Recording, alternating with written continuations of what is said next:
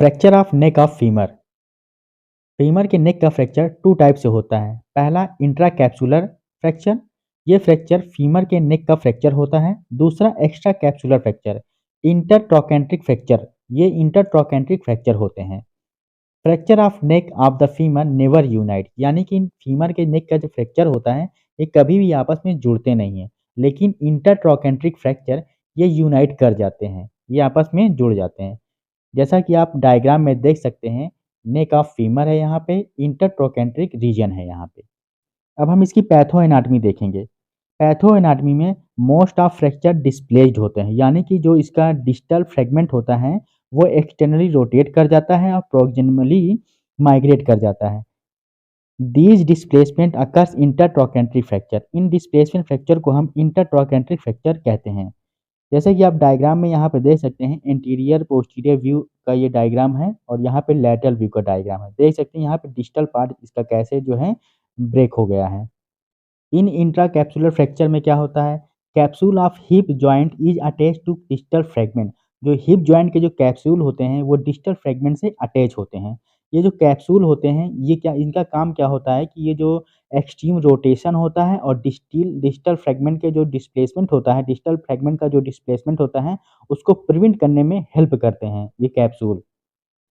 अब हम क्लासिफिकेशन देखेंगे। पहला क्लासिफिकेशन है एनाटॉमिकल क्लासिफिकेशन। इसके भी 3 पार्ट होते हैं, सब कैपिटल होते हैं। इसमें क्या होता है कि जो हेड का जो नीचे वाला पार्ट होता है, यानी कि बिलो द हेड फ्रैक्चर होता है। दूसरा इसमें होता है ट्रांस सर्वाइकल, यानी कि नेक के जो मिडिल पार्ट होता है उसका फ्रैक्चर इसमें होता है। और बैसल में जो होता है, बैसल में नेक के बेस का फ्रैक्चर होता है। जैसा कि डायग्राम में आप देख सकते हैं, यहाँ पे सब कैपिटल है, ट्रांस सर्वाइकल है, बैसल है।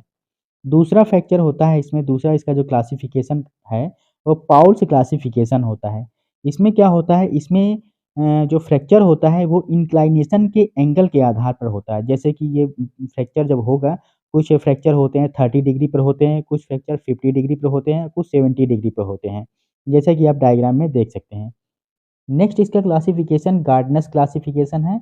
इसमें क्या होता है कि इसमें डिग्री के आधार पर डिस्प्लेसमेंट को क्लासिफाई किया गया है, यानी कि based on degree of displacement of fracture. इसमें कई सारी स्टेजेज होती हैं। जैसे पहला स्टेज जो होता है, इसमें फ्रैक्चर जो होता है वो इनकम्प्लीट फ्रैक्चर होता है, जैसा कि आप डायग्राम में देख सकते हैं।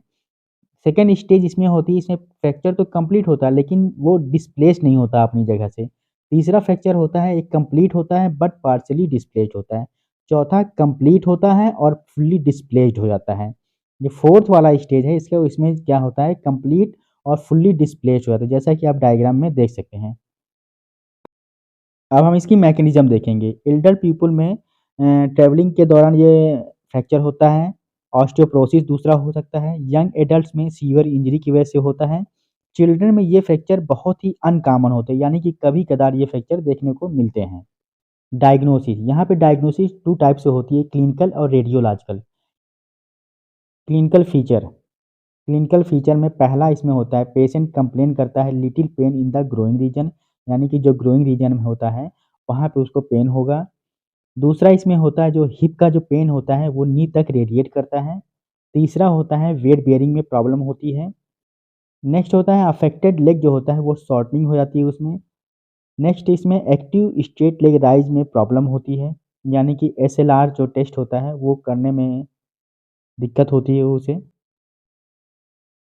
रेडियोलॉजिकल फीचर, एक्स-रे या पेल्विस विथ बोथ हिप, दोनों हिप के साथ पेल्विस का एक्स-रे लेना होता है। और कुछ फीचर्स होते हैं जो हमें यहाँ पे ध्यान देने होते हैं, जैसे कि नेक के मीडियल कॉर्टेक्स का कोई ब्रेक तो नहीं हो ये देखना होता है। ट्रैबिकुलर स्ट्रीम का कोई ब्रेक तो नहीं हो ये देखना होता है। और साथ ही साथ इसमें सिंटोन्स लाइन होती है एक, उसको देखना होता है कहीं वो ब्रेक तो नहीं है। ये सिंटोन्स लाइन जो होती है ये एक इमेजिनरी लाइन होती है, जो कि सुपीरियर प्यूबिक रैमस का इंटीरियर बॉर्डर होता है। अब हम इसका ट्रीटमेंट देखेंगे। इसमें 2 ऐसे फैक्टर होते हैं जो फ्रैक्चर के ट्रीटमेंट को डिफ़िकल्ट बनाते हैं। जैसे कि जो इसका प्रॉक्सिमल फ्रैगमेंट होता है, वो कट हो जाने की वजह से ब्लड सप्लाई रुक जाती है। दूसरा इसमें होता है जो प्रॉक्सिमल फ्रैगमेंट होता है वो काफ़ी छोटा हो जाता है, स्मॉल हो जाता है, जिसकी वजह से रिडक्शन और मेंटेनेंस को अचीव करने में डिफ़िकल्टी आती है। ट्रीटमेंट में हम अब देखेंगे कंज़र्वेटिव ट्रीटमेंट। जो चिल्ड्रन होता है उसमें हम हीप स्पाइका का यूज़ कर सकते हैं और एडल्ट जो होता है उसमें हम थॉमस स्टेंट लगा सकते हैं। ये कंज़र्वेटिव ट्रीटमेंट है। ऑपरेटिव में ऑस्टियोटॉमी करवा सकते हैं। अब हम इसका कॉम्प्लिकेशन देखेंगे, जैसे कि इसमें नॉन यूनियन का फॉर्मेशन हो जाता है, एवास्कुलर नेक्रोसिस हो जाती है, ऑस्टियो आर्थराइटिस हो जाती है।